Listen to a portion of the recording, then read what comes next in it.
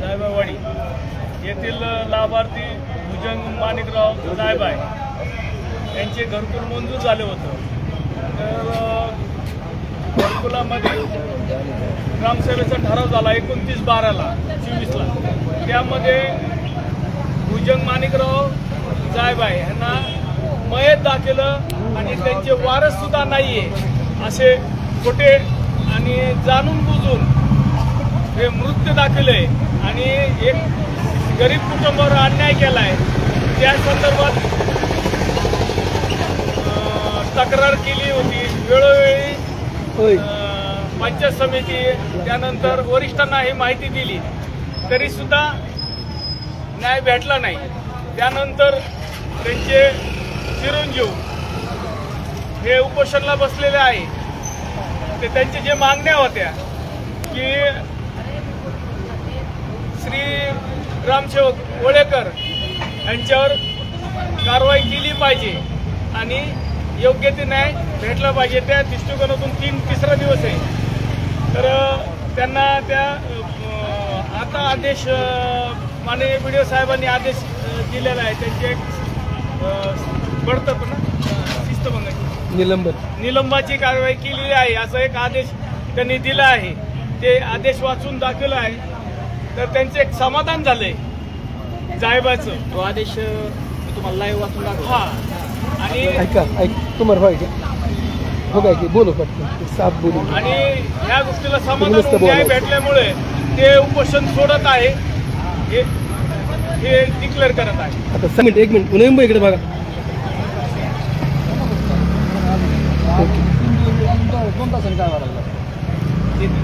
या तिकडे बघा।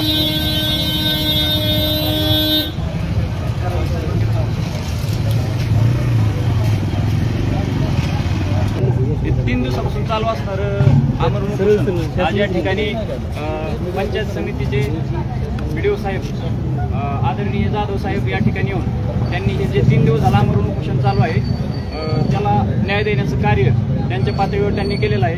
आमच्या गावचे आणि गावचे म्हणण्यापेक्षा ज्यांनी सर्वांना ज्ञातच आहे जे घरकुलामध्ये लाभार्थी असून देखील ज्यांनी घरकुलाच्या लाभापासून वंचित ठेवण्याचं कार्य केलं होतं आणि जिवंत व्यक्तीला मृत घोषित केलं होतं। जिवंत असून देखील मृत घोषित केलं होतं। ठराव ग्रामपंचायत होता तो ठराव आणि ह्या सर्व आम्ही कायदेशीर मार्गाने त्या ठिकाणी आम्हाला भरपूर अडचणी आल्या। बऱ्याच जणांनी पाठीमागून दम वगैरे दिला किंवा बाकी त्यांच्या पातळीवर युद्ध पातळीवर ते पण कार्य करत होते। पण आम्ही आमच्या न्याय हक्काने त्या ठिकाणी घटनेच्या अधिकारानुसार आम्ही आमचं उपोषण या ठिकाणी 3 दिवसापासून तहसील कार्यालय जामखेड यांच्यासमोर चालू होतं आणि त्या उपोषणाची दखल प्रशासकीय पातळीवरती घेऊन आपले अधिकारी आता सांगितलं BDO साहेब यांनी येऊन त्या ठिकाणी त्यांनी आपल्याला एक लेख अशा प्रकारचं दिलेला आहे की तुमचे जे ग्रामसेवक आहेत त्यांना आम्ही बडतर्फ करत आहोत अशा पद्धतीचं त्यांनी पत्र या ठिकाणी आम्हाला दिलेलं आहे। आम्ही याच्यामध्ये समाधानी असून आमचं जे काय उपोषण चालू होतं 3 दिवसापासून ते आम्ही माघारी घेत आहोत आणि या ठिकाणी BDO साहेब असतील त्यांचे देखील मनापासून आभार मानतो। त्यानंतर आमचे खैरे साहेब असतील त्यांचं देखील मी मनापासून आभार मानतो आणि सगळ्यात महत्त्वाचं विशेष गोष्ट म्हणजे आम्हाला वेळोवेळी मार्गदर्शन करणारे किंवा आमच्या पाठीमागे उभे असणारे सर्व पत्रकार बांधव आणि सगळ्यात महत्त्वाचं म्हणजे आपली जी काही प्रहार संघटना आहे बच्चूभाऊ कडूंची त्या संघटनेचे तालुकाध्यक्ष आमचे